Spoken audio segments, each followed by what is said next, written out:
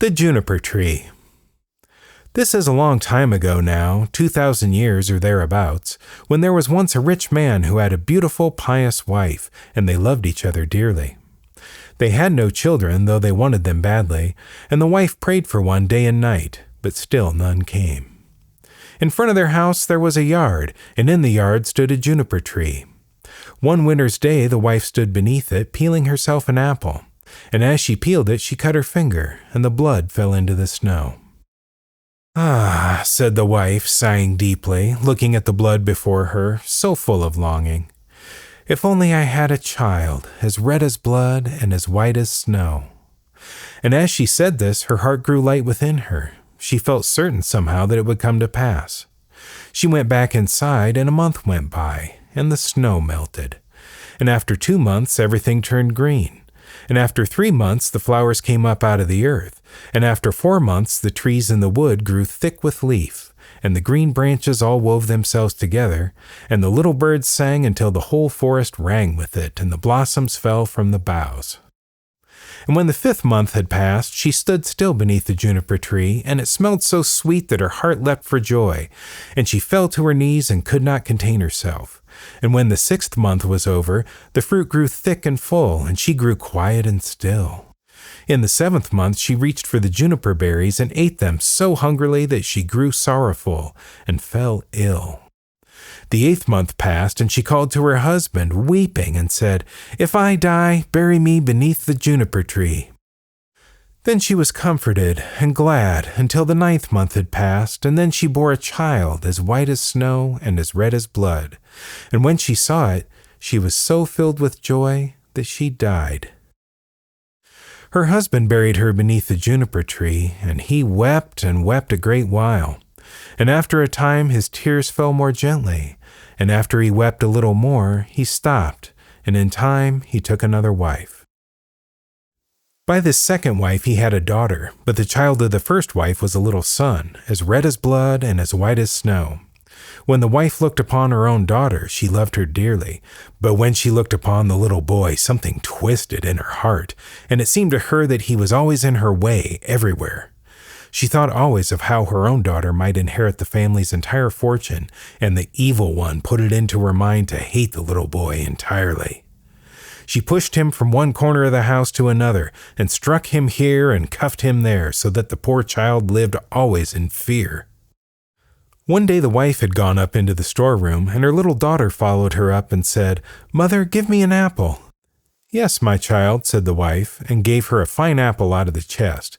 And this chest had a great heavy lid, fitted with a big, sharp iron hasp. "Mother," said the little daughter, "shouldn't brother have one too?" This vexed the wife, but she said, "Yes, when he comes home from school." And when, from the window, she caught sight of him coming, it was as if the evil one entered into her all at once, and she snatched the apple back from her daughter and said, "You shall not have it before your brother." And she threw the apple back into the chest and shut the lid. The little boy came in through the door, and the evil one prompted her to speak kindly to him. "My son, would you like an apple?" And she looked at him with such fury in her eyes.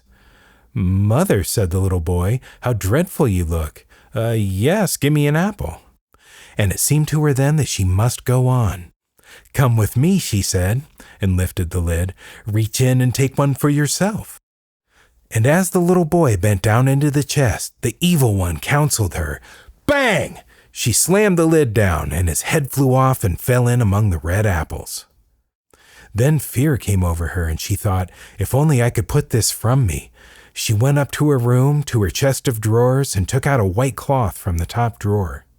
She set the head back upon the neck and bound the cloth about it so that nothing could be seen.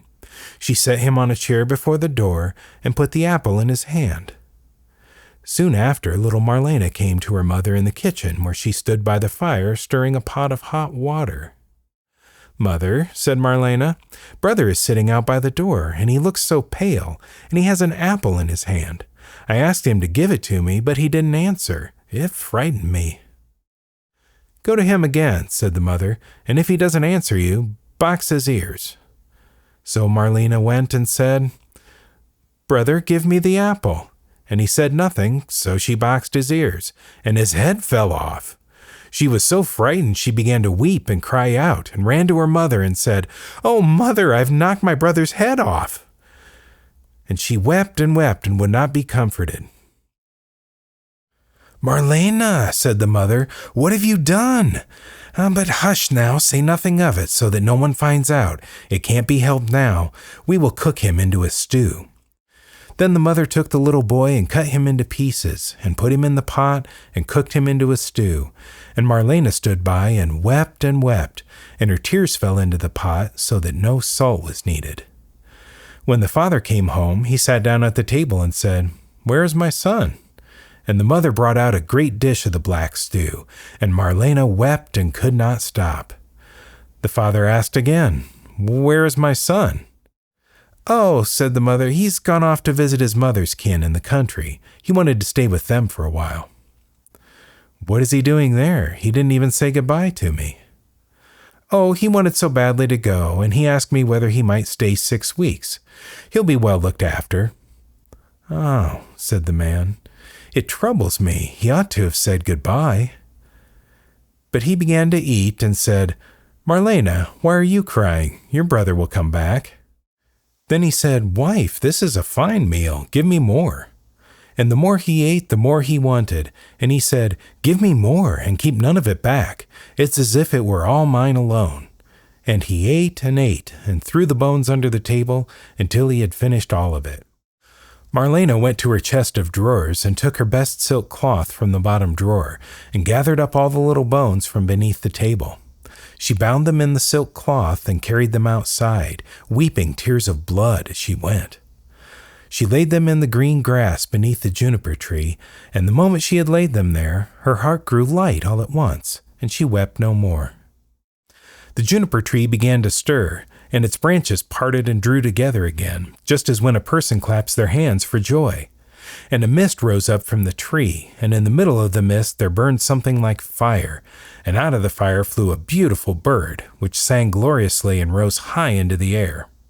And when it was gone, the juniper tree stood just as it had before, and the cloth with the bones was gone, and Marlena felt as light and glad as if her brother were still alive. The bird flew off and settled on a goldsmith's house, and began to sing, "My mother, she killed me. My father, he ate me.